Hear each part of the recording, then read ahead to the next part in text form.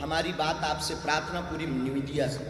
पहली बात तो ये प्रत्येक मीडिया वाले और प्रत्येक व्यक्ति और जो भी वो अमुक हैं तथाकथित, उनसे आई रिक्वेस्ट कि हम बीच में कथा छोड़कर भागे ये बोलना बंद कर दें। हमारी कथा 7 दिन तक की ही थी, उसका स्क्रीनशॉट 3 तारीख का न्यूज पर बागेश्वर धाम ऑफिशियल पेज पर 3 जनवरी को पहले से ही डेट घोषित कर दी थी कि हम केवल 7 दिन की कथा करेंगे, क्योंकि हमारे गुरुदेव का जन्मोत्सव था और आगामी सभी कथाएं 7-7 दिन की 2-2 दिन घटाई गई, क्योंकि फरवरी में हमारे यहाँ यज्ञ है।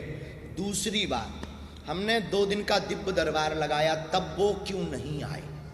तीसरी बात, हमने 7 दिन की कथा की, एक भी व्यक्ति को चुनौती की बात लेकर या लेटर लेकर क्यों नहीं भेजा।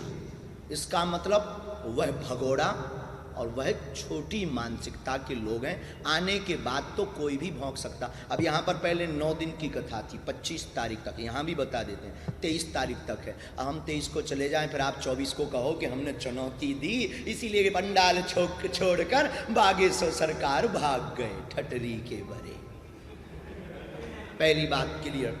दूसरी बात, हम दंगा या हमारी भाषा बहुत सीमित और सुरक्षित है, पर हम शस्त्र और शास्त्र दोनों जानते हैं, क्योंकि हम सनातनी हैं और हमारे सनातन में शस्त्र और शास्त्र दोनों की मर्यादा ठीक से आती है और हमें बालाजी ने चुना ही इसीलिए।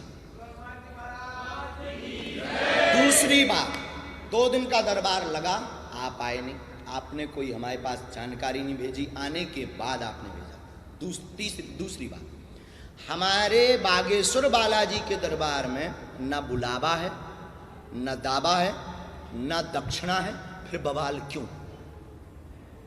फिर बवाल क्यों? हम बुलाते नहीं कि आप आओ। किसी को भी प्रेशर या कुछ बैनर लगाना या सनातन का प्रचार करना अनुच्छेद 25 के अंतर्गत धार्मिक मौलिक अधिकार है प्रत्येक व्यक्ति का। तो हम अनुच्छेद 25 के अंतर्गत अपने इष्ट का प्रचार कर रहे हैं, और अगर आप आ रहे हैं तो ये आपकी स्वेच्छा, आप मत आइए। तो ना तो बुलावा है। दूसरा, हमारा कोई दावा नहीं है कि हम आपकी समस्या मिटा देंगे, लेकिन हमें अपने इष्ट पर भरोसा है। हमारे इष्ट हनुमान जी मिटा देंगे, क्या ये गलत है?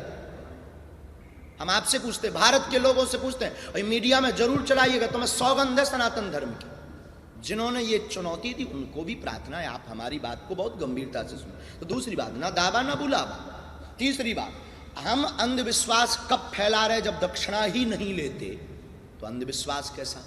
जब हम कोई रुपया नहीं लेते, शुल्क नहीं लेते, निःशुल्क में जो हमारे पास कृपा है उसका प्रचार गुरु कृपा से कर रहे हैं। हमें हनुमान जी ने चुना है। हम ये तो कहते नहीं कि हम चमत्कारी आदमी हैं, ये भी नहीं कहते कि हम ईश्वर हैं, हम ये भी नहीं कहते कि हम कोई समस्या दूर कर सकते हैं, पर हम ये कहते हैं कि हमारा इष्ट दूर कर सकता है। जैसे माता पिता अपने पुत्र की तबीयत खराब होने पर प्रार्थना करता है, तो हम गुरु के नाते पूरे विश्व की प्रार्थना करते हैं। तो गुरु का ये धर्म है। तो ना बुलावा ना दावा, ना हम दक्षिणा लेते, तो अंधविश्वास तो हम फैला नहीं रहे। 2 क्लियर हो गए। तीसरा कौन से?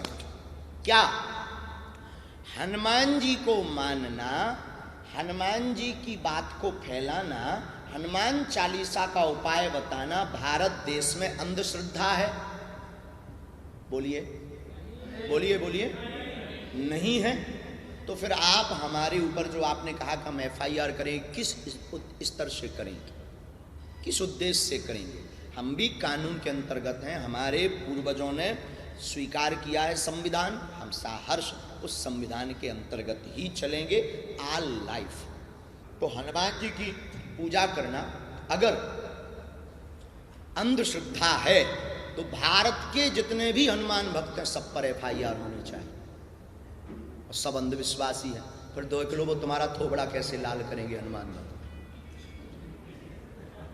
विचार कीजिए। हम गलत हो तो बताइए, आप लोग तो मीडिया वाले हो, नारद जी की भूमिका निभा रहे हैं। इसी में एक बात और, आज हनुमान जी के दरबार को आप अंधविश्वास फैलाने की बात कर रहे हैं, कल हमारे कलावा को आप अंधविश्वास कह दोगे, परसों हमारे माता पिता को मानने के लिए आप अंधविश्वास कह दोगे।